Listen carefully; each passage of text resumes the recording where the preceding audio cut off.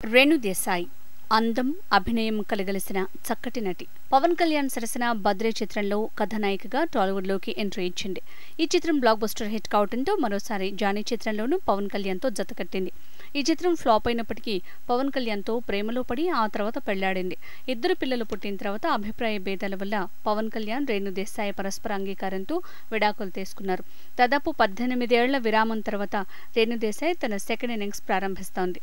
Mass Maharaja Raviteja title role పోషిస్తోన్న tiger Nageswara Rao చిత్రంలో ఓ కీలక పాత్రని రేణు దేశాయ్ పోషించనుందని టాక్. తాజాగా తన ఇన్స్టాగ్రామ్లో ఈ అంశంపై క్లారిటీ ఇచ్చింది రేణు దేశాయ్.